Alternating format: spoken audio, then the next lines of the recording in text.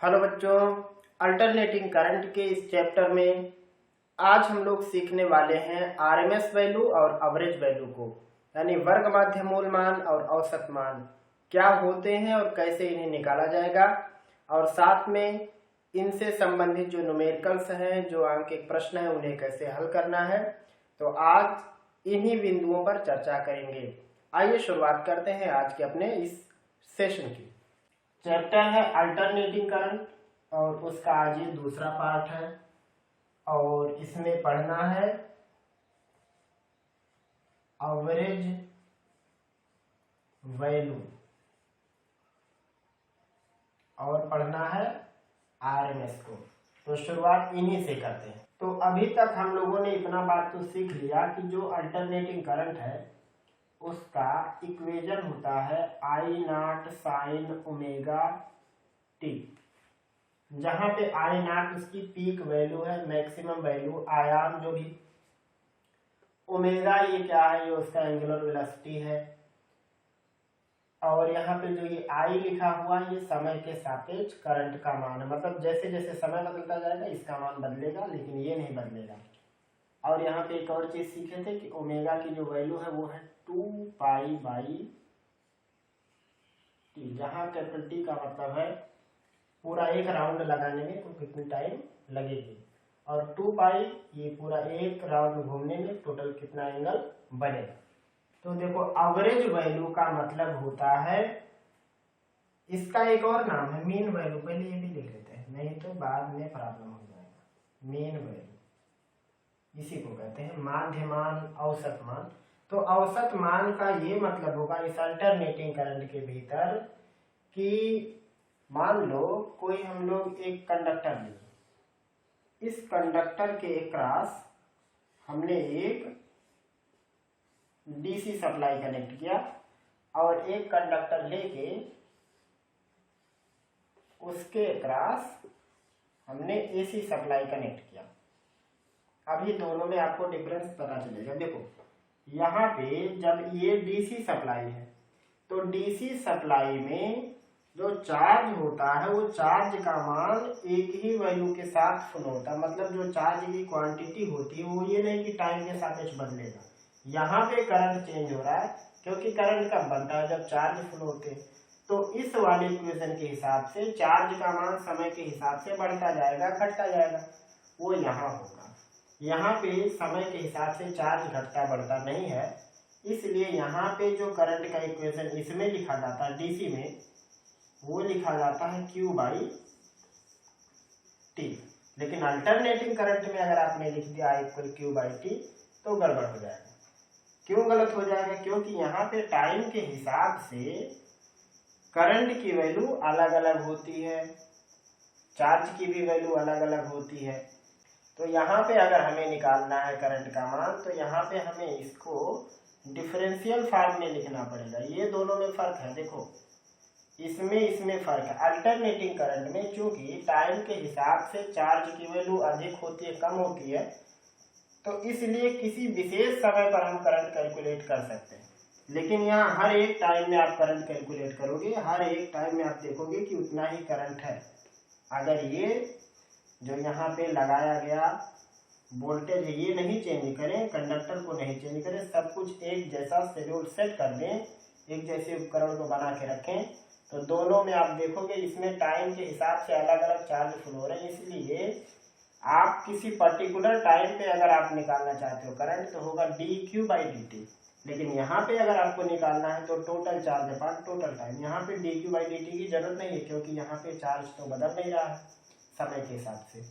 और इन्हीं से जन्म होता है एवरेज वैल्यू का, कि जब यहाँ पे I की वैल्यू है dQ/dt, तो इस हिसाब से चार्ज की वैल्यू क्या होनी चाहिए, इस हिसाब से चार्ज की वैल्यू होनी चाहिए I/dt, यानी किसी विशेष समय में कुल कितने आवेश प्रवाहित होंगे, dQ। अब अगर पूछें कि टोटल आवेश कितने प्रवाहित होंगे, तो आप कहोगे कि इन्हीं का इंटीग्रेशन हो जाए तो आ जाएगा। तो दोनों तरफ का इंटीग्रेशन होगा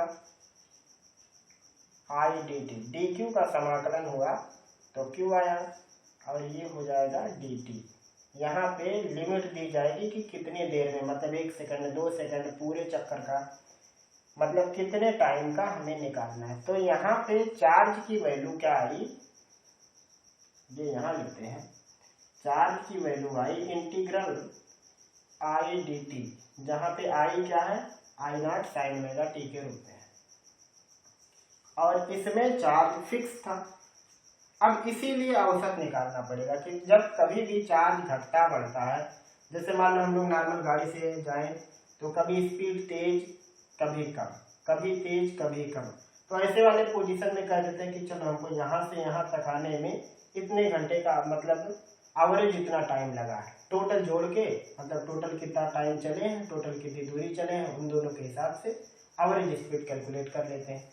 सेम यहाँ भी होगा, यहाँ पे अगर हमने टोटल चार्ज कैलकुलेट कर लिया, टोटल जितने देर का निकाल रहे हैं, तो इस टोटल चार्ज में टोटल टाइम से अगर डिवाइड कर दें तो हमारा आएगा एवरेज मान। यानी सिंपल हुआ कि अगर हमें करंट की एवरेज वैल्यू चाहिए तो हमें क्या करना पड़ेगा, कुल चार्ज में कुल टाइम से भाग करना पड़ेगा। तो इसके लिए तो एवरेज वैल्यू यही हुई, लेकिन एसी करंट के लिए एवरेज वैल्यू चेंज हुई, इसकी जगह लिखा जाएगा आई डी टी अपान, यहाँ पे टाइम की जगह पर क्या लिखना पड़ेगा, डी टी। यह है एसी करंट का एवरेज मान और यह है एवरेज का संकेत। तो संभवतः आपको ये बात समझ आ रही होगी। खैर इतना लिखिए, अभी और डिटेल में आगे बढ़ते हैं। तो अभी हम लोगों ने क्या सीखा, अल्टरनेटिंग करंट में अगर हमें टोटल चार्ज निकालना है तो क्या करना पड़ेगा, टाइम के सापेक्ष, मतलब जो करंट का जो फंक्शन है उसका समय के सापेक्ष समाकलन करना पड़ेगा और लिमिट डालना पड़ेगा कि कितने देर के लिए निकालते हैं। तो अब एवरेज कैसे निकालेंगे, एवरेज निकालने के लिए अगर हमें निकालना है तो क्या होगा, टोटल चार्ज कितना हुआ, आई डी टी, ये भी लिख सकते हैं और ये आप उस फंक्शन को भी दिखा सकते हो कि समय में है, अपान टोटल टाइमिंग डी टी, ये होगा एवरेज। किसी भी चीज का अगर आपको निकालना है, जैसे बल का आपको निकालना, परिवर्ती बल है, तो आप लिखोगे F D T upon D T. संवेग का औसत मान निकालना है आपको, तो लिखेंगे P D T upon D T. जिस भी चीज का आपको निकालना हो एवरेज, और वो चीज बदल रही हो, हर एक क्षण बदल रही हो, ऐसे पोजीशन में एवरेज इससे निकलेगा। और अगर कोई चीज कांस्टेंट हो, कुछ दूर तक कांस्टेंट, फिर मतलब अगले टाइम में फिर से कांस्टेंट वैल्यू, ऐसे वाले पोजीशन में टोटल आप उसे ऐड कर दो और उसका टाइमिंग ले लो, मतलब कितने टाइमिंग में कुल कितना मतलब वैल्यू क्रिएट किया गया, टोटल डिवाइड करके आपको एवरेज मिल जाएगी। जैसा कि आप लोग औसत चार्ज निकालते थे, औसत दूरी निकालते थे, ये सब काम करते थे। लेकिन अगर वेरिएबल है तो उसके लिए आपको इंटीग्रेशन का सहारा लेना पड़ेगा। और औसत का संकेत है कुछ,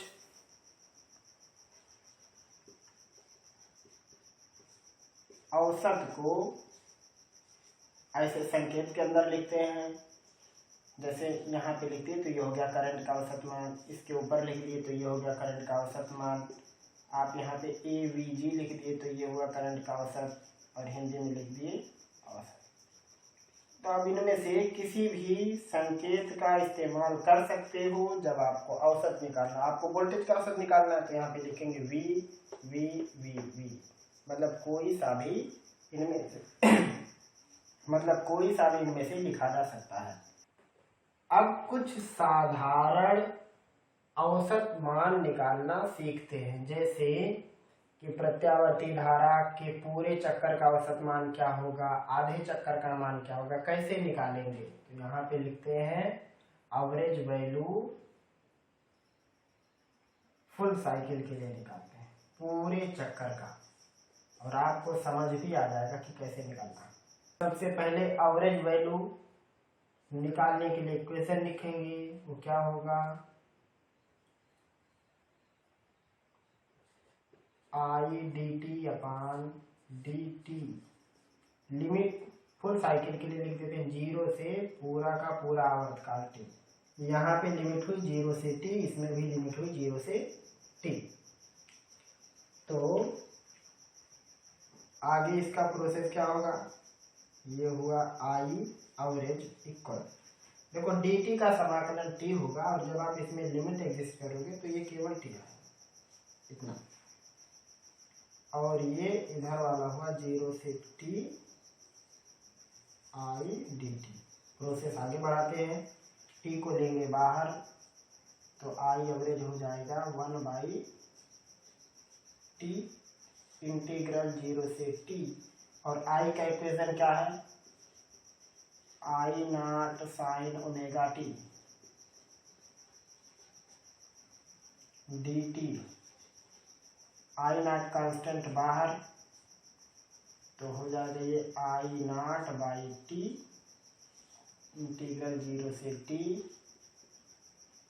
sign omega t d t.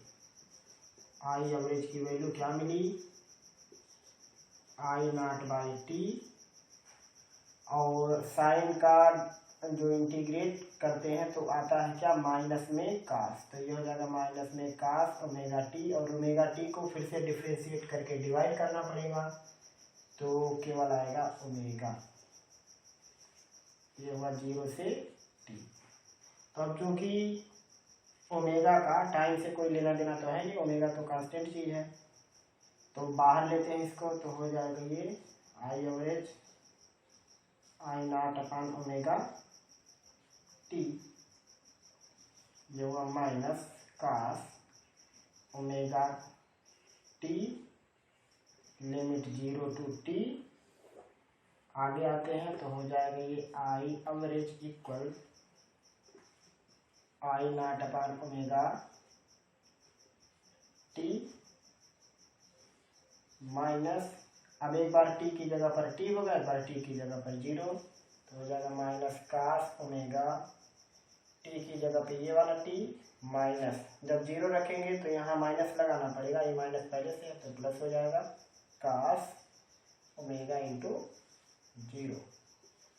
I average equal हुआ I naught omega T minus cos, omega का मान होता है 2π/t ऊपर पड़ा हुआ है इंटू टी प्लस कास 0, ये टी से टी कट जाएगा, कास 360 आएगा, और कास 360 की वैल्यू 1 होती है, तो ये हुआ माइनस में इसका मान 1, आगे माइनस लगा हुआ है, कास 0 का मान 1 में से 1 गया 0, यानी आई एवरेज की वैल्यू आई 0।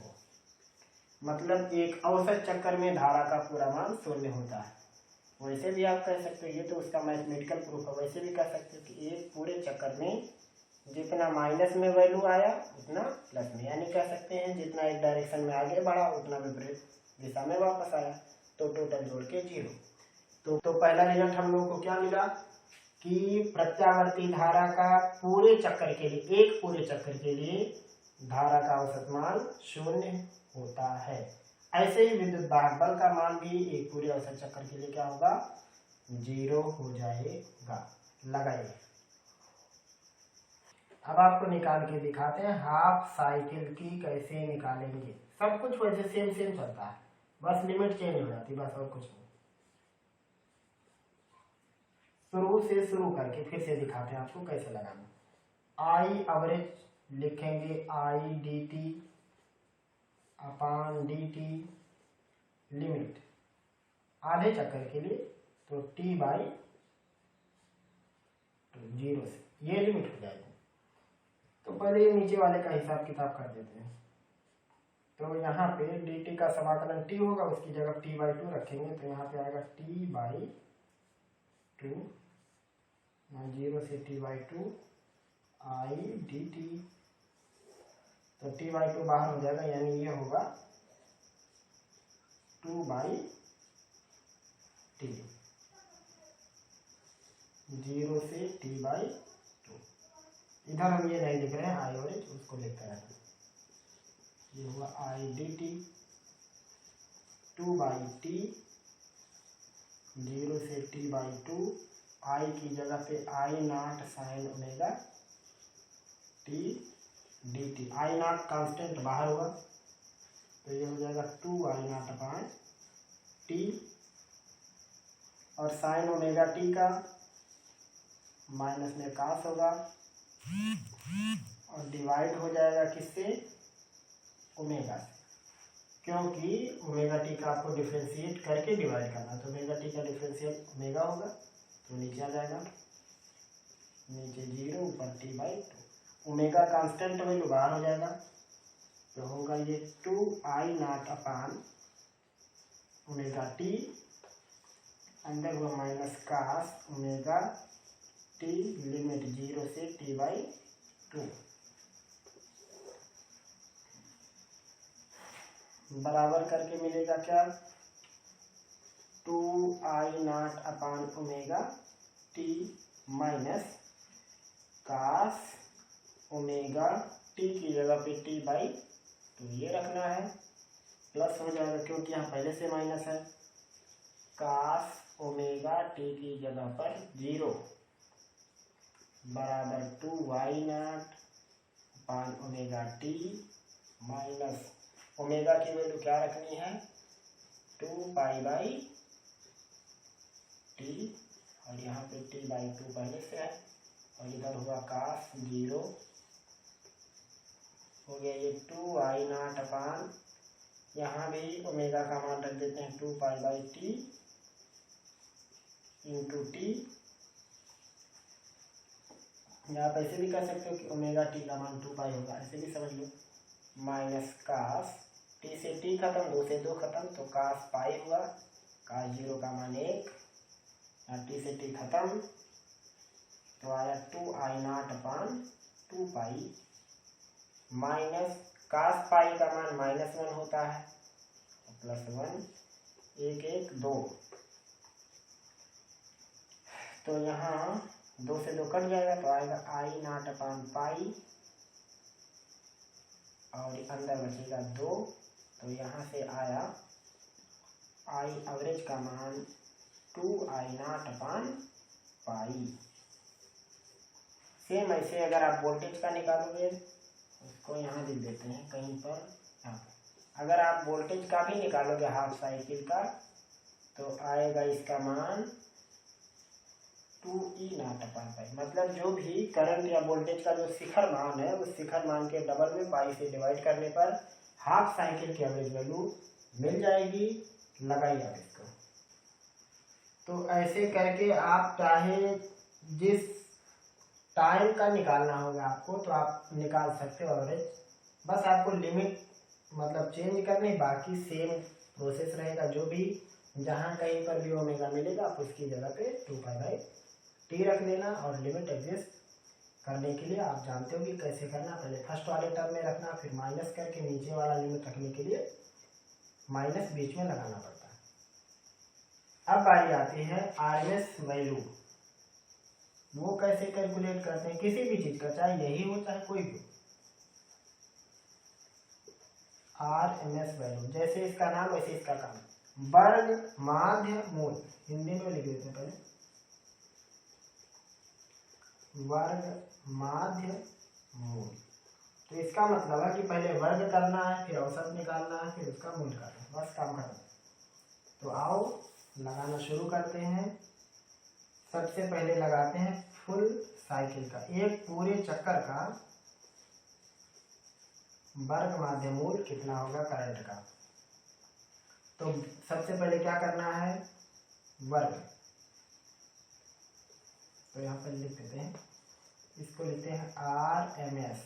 इसका मतलब क्या हुआ, सबसे पहले करना है वर्ग, वर्ग हो गया, फिर इसका निकालना है माध्य, फिर इसका निकालना है मूल, बस काम है।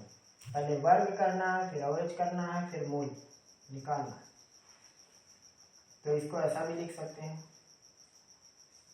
पावर हाफ, और ये कितना होगा, आई की वैल्यू क्या, I0 साइन ओमेगा टी है। तो सबसे पहले आई स्क्वायर का एवरेज, इसका संकेत क्या होगा, इसका संकेत होगा आई स्क्वायर डी टी बाई, आ जाए इधर नीचे लिखते हैं डी टी, यही होता है।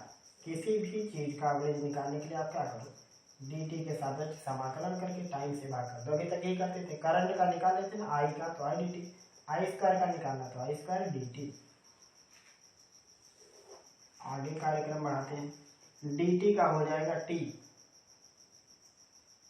तो अगर फुल साइकिल का निकाल रहे हैं तो लिमिट क्या डालते हैं, 0 से t, ये लिमिट होगी। तो इस सवाल को कुछ नहीं लिख सकते हैं, मतलब नीचे आएगा t और ऊपर होगा 0 से t आई स्क्वायर dt, और पावर सब पे आई है हाफ। इस t को बाहर ले लेते हैं तो ये बन जाएगा 1/√t, क्योंकि 1/2 माने करड़ी होता है तो ये बाहर हो जाएगा। फिर इसको ऐसे लिख सकते हैं 0 से क्या संकेत बन रहा है, t और आई स्क्वायर, तो आई की value I naught sine omega T, I naught sine omega T, square है तो इसके ऊपर हो जाएगा स्क्वायर इंटू डी टी। पूरे पे पावर क्या लगा हुआ है, आधा, तो ये हुआ 1/√t, और ये आई नॉट का स्क्वायर हो जाएगा, उसका वर्गमूल केवल आई नॉट होगा, सिंपल। तो उसको यहाँ दे देते, समझ पा रहे हो ना, आई नॉट का वर्ग करेंगे आई नॉट स्क्वायर, फिर वर्गमूल तो केवल आई नॉट बचेगा, क्योंकि ये कांस्टेंट था इसलिए इसको बाहर लपेटेंगे, ले लिए। तो ये हुआ 0 से t sign square omega t dt, और पावर हाफ। आप जानते हो साइन स्क्वायर वाले का समाकलन कैसे करते हैं, सबसे पहले इसको चेंज करते हैं किसमें, 1 - cos2 ओमेगा t का रूप दिलाते हैं इसको। आपने इसे सीखा है, चैप्टर कौन सा था, मैग्नेट वाला, जिसमें बायोसावर्ट का नियम पढ़ते थे, उसमें बहुत सारा समाकलन आया था, सीधे तार के कारण मैग्नेटिक फील्ड, गोल गोल लूप के कारण अच्छी है, तो उसी में ढेर सारा था। और आप वैसे भी जानते हो कि जब हम लोग समाकलन करते हैं तो समाकलन में ट्रिग्नोमेट्रिक फंक्शन पे जब स्क्वायर के वगैरह लगता है तो उनको बिना पावर का लिखते हैं, मतलब सिंगल पावर में कन्वर्ट करना रहता है उन्हें। तो कन्वर्ट करने के लिए दो सूत्र हैं अपने पास, अगर cos स्क्वायर थीटा हो तो इसको लिखेंगे 1 + cos2 θ/2, और इससे इस पे सिंगल पावर हो जाएगी। अगर साइन स्क्वायर थीटा मॉडल आया तो इसकी जगह लिखते हैं 1 - cos2 θ/2 बेसिक। तो ये यूँ हुआ चेंज 0 से t, इसकी जगह पे 1 - cos2 ओमेगा t बाई हो जाएगा, तो क्योंकि वहाँ पे थीटा था तो इधर 2 थीटा, इधर ओमेगा टी तो इधर 2 ओमेगा टी, हो गया dt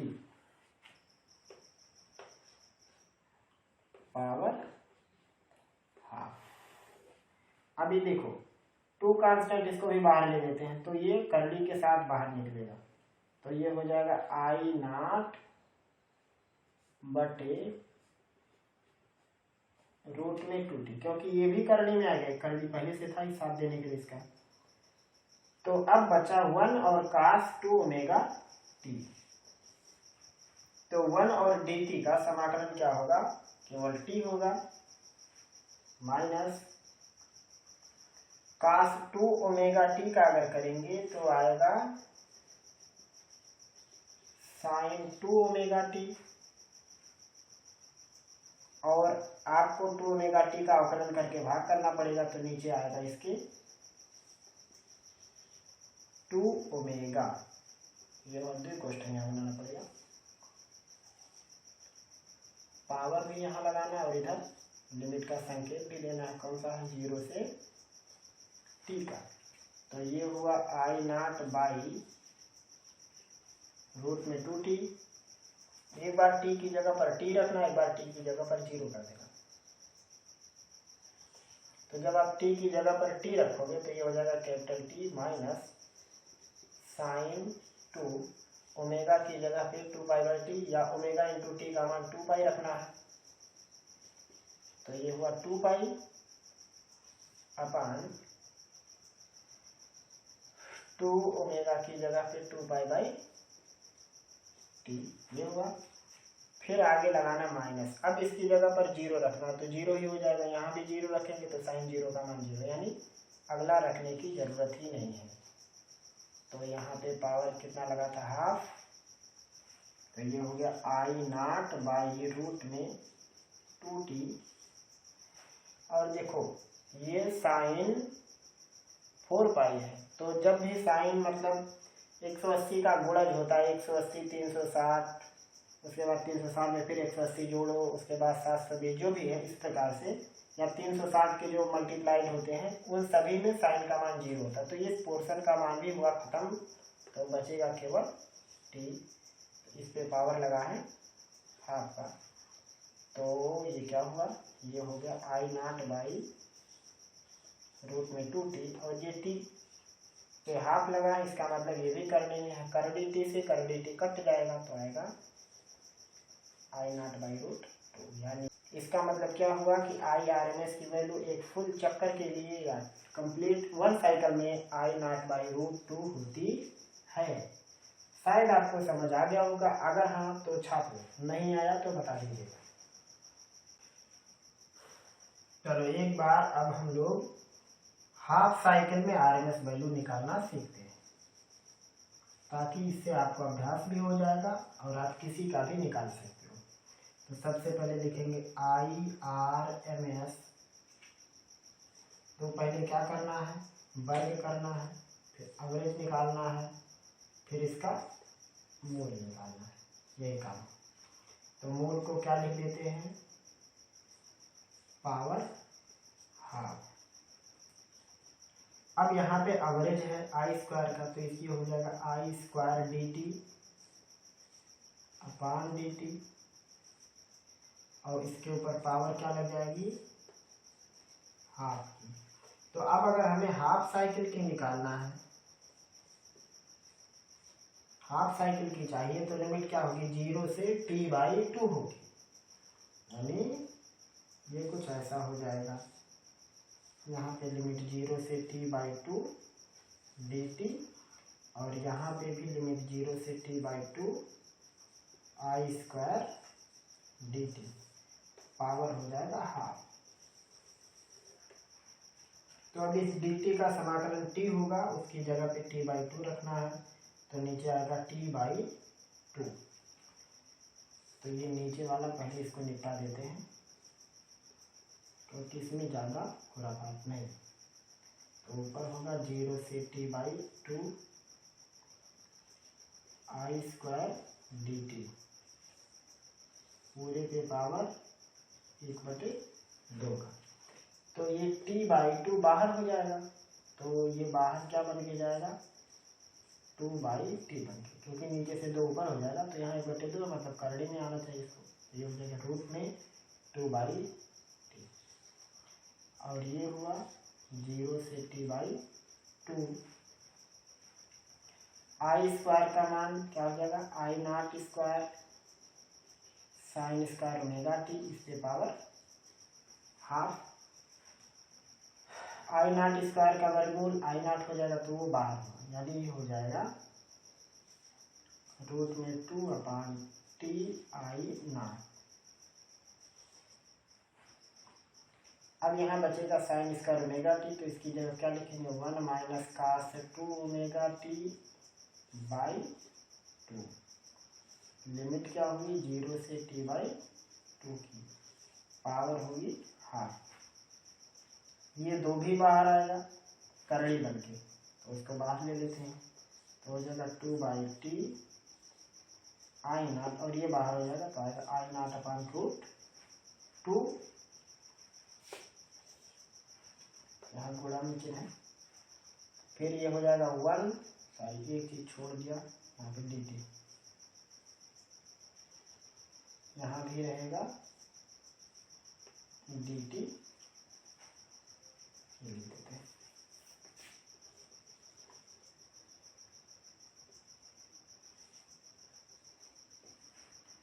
तो 1 dt का समाकलन केवल t होगा, माइनस कास 2 ओमेगा टी का हो जाएगा साइन 2 ओमेगा टी, और 2 ओमेगा टी का डिफ्रेंशिएट करेंगे तो आएगा 2 ओमेगा, जिससे डिवाइड किया जाएगा। अब यहाँ पे लिमिट क्या पढ़नी है, 0 से t/2 पावर क्या लगना है, हाफ। तो यहाँ पे देखो √2 से √2 कट जाएगा तो आएगा I0/√t। एक बार t की जगह पे हमें t/2 रखना है और यहाँ पे t की जगह पे t/2 रखना है। तो ये होगा sin 2 ओमेगा का मान 2π/t और t की जगह रखना है t/2 और नीचे हुआ 2 ओमेगा का मान 2π/t। फिर आगे लगाना है माइनस और t की जगह रखना है 0 और इन पूरे की जगह पर 0 तो अगले की नंबर ही रहेगी, इस पे पावर हुआ हाफ। बराबर करने पर आएगा I0/√t। फिर ये अंदर क्या बचा, t/2। अब देखो यहाँ t से t खत्म, 2 से 2 खत्म, तो क्या बचेगा 180 अंश। देखो t से t को काट देंगे, 2 से 2 को काट देंगे तो 180 बचेगा, यानी टोटल मिला के sin 2π हो, जिसका मान होता है 0। तो जब 0 में नीचे से भाग करेंगे तो ये भी 0, मतलब टोटल पार्ट कितना होगा, इस पे पावर हाफ। तो इसको ऐसा लिख सकते हैं I0/√t और इसे लिख सकते हैं √t/2। तो क्या हुआ, √t से √t कट जाएगा तो आएगा I0/√, तो ये क्या आया IRMS का मान, मतलब वर्ग माध्यमूल मान जो धारा का आ रहा है वो I0/√2 ही आया। हमने फुल साइकिल के लिए निकाला तब भी वही, हाफ साइकिल के लिए निकाला तब भी वही, यानी जो वर्ग माध्य मूल मान है उसमें परिवर्तन नहीं हो रहा। परिवर्तन किसमें हो रहा था, धारा के औसत मान में, जिसमें फुल चक्कर में 0 हो गया था और हाफ चक्कर में 2I0/π आया था। लेकिन यहाँ ऐसा नहीं हुआ, वर्ग माध्य मूल मान में हाफ साइकिल फुल साइकिल दोनों में बराबर मान ही आया है। तो लगाइए इसे। अगर मान लो हमें चौथाई चक्कर का निकालना है, यानी आवर्तकाल के चौथे हिस्से का, तो पूरा का पूरा पैटर्न ऐसे होगा। ये जहाँ 2/t है ये क्या हो जाएगा 4/t। अगर आप लगाना चाहोगे तो बिल्कुल ऐसे ही आएगा, बिंदास रहना। ये 4/t हो जाएगा क्योंकि आधे चक्कर में 2 यहाँ आ गया है तो चौथाई में 4 आएगा। उसके बाद आगे क्या हो जाएगा, यहाँ पे लिमिट चेंज हो जाएगी, 0 से t/4 हो जाएगा, बाकी सब कुछ वैसे रहेगा। 1 minus cos 2 omega t upon 2 और यहाँ पे dt पावर हाफ, ये इतना हुआ। मिटाते हैं इसको, अभी देखना क्या है। और साथ में देखो यहाँ पे सारी, यहाँ पे करंट भी है उसको हम छोड़ देते हैं। तो ये है I0 की वैल्यू। अब देखो अब इन्हें हल करो, देखो क्या आते हैं ये लोग मिला के। तो ये हुआ 4 का वर्गमूल 2 यानी 2I0/√t। उसके बाद देखो इस 2 को बाहर ले सकते हैं, तो ये तो करड़ी बन के बाहर आएगा, यानी इतना हो जाएगा 1/√2। चलो अंदर चलते हैं इनको हल करने के लिए। dt का समाकलन t होगा माइनस cos 2 ओमेगा t का हो जाएगा sin 2 omega t upon 2 omega, limit है 0 से t/4 पावर हाफ।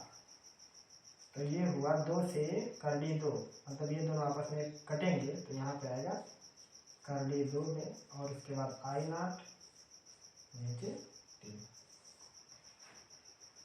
एक बार t की जगह क्या रखना है t/4 4 रखूँगा माइनस साइन 2 ओमेगा की जगह पे 2 पाई बाई टी और इस टी की जगह पे टी बाई 4 और नीचे 2 ओमेगा की जगह पे 2 पाई बाई टी और यहाँ पे पावर हाफ। अब आप कहोगे कि जीरो क्यों नहीं रखें, क्योंकि जब यहाँ पे जीरो रखेंगे तो जीरो हो जाएगा और यहाँ भी जीरो हो जाएगा, इसलिए जीरो रखने का कोई औचित्य नहीं बनता है। तो ये हुआ √2I0 पावर √t, इधर हुआ t/4। इसे देखते हैं कि क्या होगा। यहाँ पे देखो t से t कट जाएगा, या ऐसे कह सकते हैं, देखो 2 दूनी 4, 4 से 4 खत्म, t से t खत्म, तो हुआ साइन 180। इसका मान भी क्या हुआ 0, तो यहाँ नीचे आएगा 4 pi by T power half. तो ये पूरा खत्म।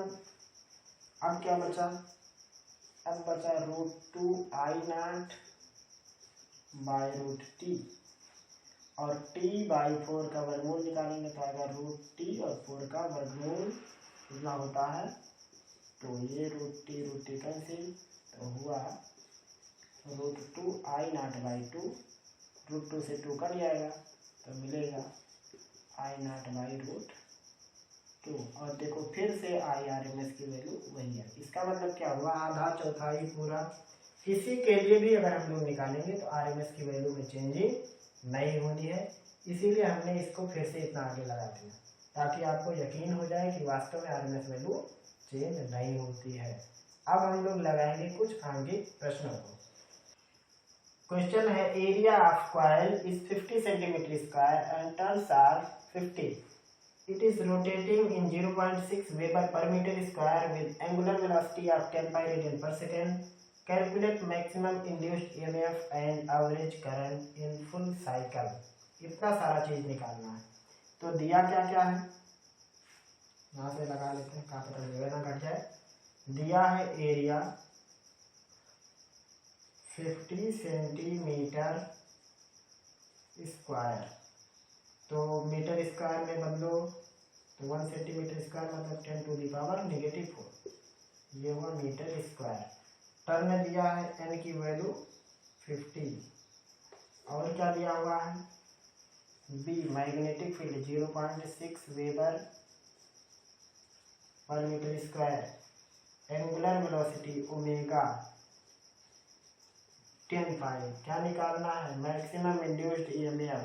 तो EMF का इक्वेशन क्या होता है, E0 साइन ओमेगा t, आप जानते हो। मैक्सिमम इंड्यूस्ड EMF माने E0 सूत्र होता है यानी BA ओमेगा, यही होता है मैक्सिमम का। फर्स्ट वाले इसके पार्ट में हमने इसको ड्राइव किया, ये कैसे आता है, n की वैल्यू 50, v की वैल्यू 0.6, एरिया की वैल्यू कितनी है 50 इंटू 10 टू दी पावर -4 और n हो गया, b हो गया, एरिया हो गया, ओमेगा की वैल्यू 10 पाई। कुल कितना हुआ 1 0 2 0 3 0, तो 5 गुणे 5 गुणे 1 के आगे 3 टू 0 और यहाँ पे आएगा 0.6 into 10 to the power -4 into pi, इतना हो। कितना हो जाएगा ये 5 का 25 यानी हो गए 25,000 गुणे 0.6 गुणे 10 तेरे 4 गुणे पाई। तो 1 2 3 4 यहाँ पहुँचा देंगे तो 10 पेरियड 4 गायब हो जाएगा। 2.5 इंटू 0.6 इंटू पाई, गुणा कर दो दोनों का तो आएगा ये 1.50 पाई वोल्ट। चाहो तो आप पाई का मान रख सकते हो, तो हो जाएगा 1.5, पाई की वैल्यू 3.14, गुणा करेंगे 15 का 4 में 60, 6 बचेगा, 15 करने 15 6 21, 2 बचेगा और 15 3 45 2 47, 3 अंक के बाद दशमलव, तो ये हो जाएगा यानी 4.71 वोल्ट, यानी इंड्यूस्ड मैक्सिमम इंड्यूस्ड ईएमएफ होगा 4.71, या लिख सकते हो 1.505 वोल्ट। उसके बाद पूछा गया है average current in full cycle, तो फुल साइकिल में एवरेज करंट की वैल्यू 0 होती है। तो यही है इस प्रश्न का सॉल्यूशन, लगा इसे।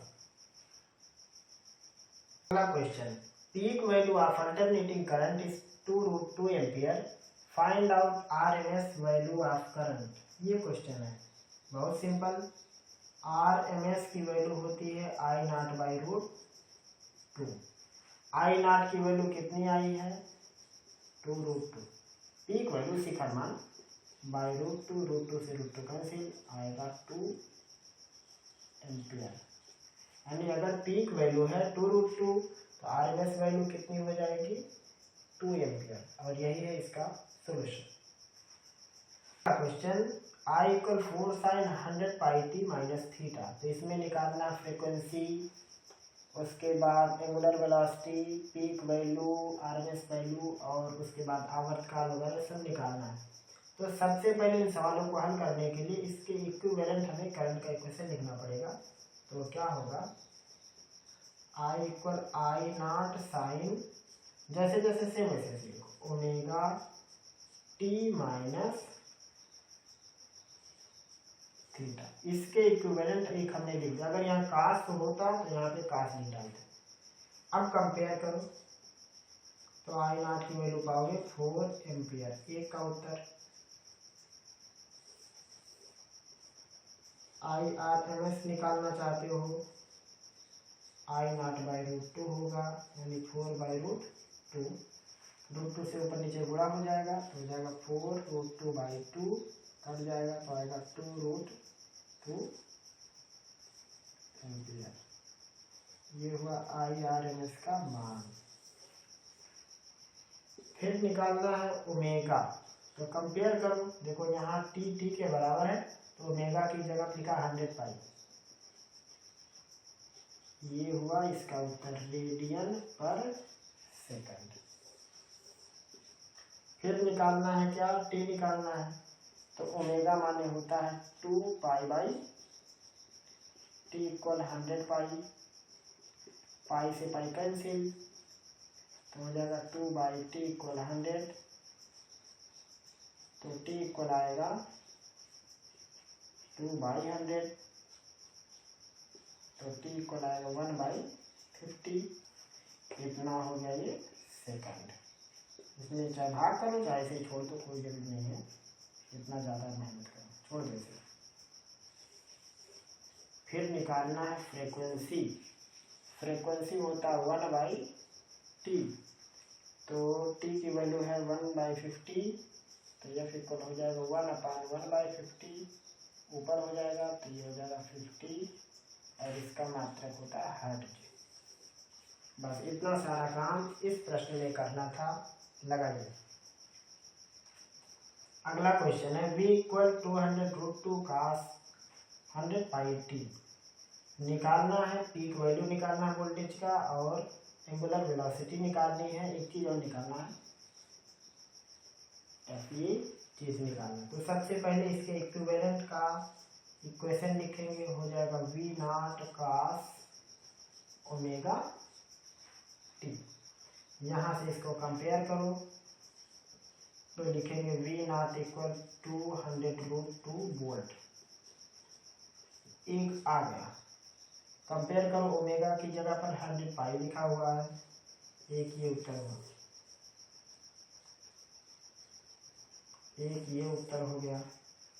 हमें एफ निकालना है, तो ओमेगा की वैल्यू होती है 2πf, फ्रीक्वेंसी इक्वल 100π, पाई से पाई खलास, तो एफ इक्वल हो जाएगा 50 हर्ट्ज। बस इतना सारा काम करना था, लगाइए। अगला question, RMS value of alternating voltage is 100√2 volt, find out peak value of AC voltage, average value in half and full cycle.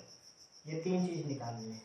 दिया क्या हुआ है, VRMS का मान, वोल्टेज का वर्ग माध्य मूल मान 100√2। वर्ग माध्य मूल मान कैसे आता है, ये आता है शिखर मान में √2 से डिवाइड करने पर, तो √2 का उस तरफ गुणा हो जाएगा, तो ये हुआ V0 बराबर 100√2 इंटू √2, या V0 की वैल्यू हो गई 200 वोल्ट। एक आया। दूसरा निकालना है हाफ और फुल साइकिल में एवरेज वैल्यू। एवरेज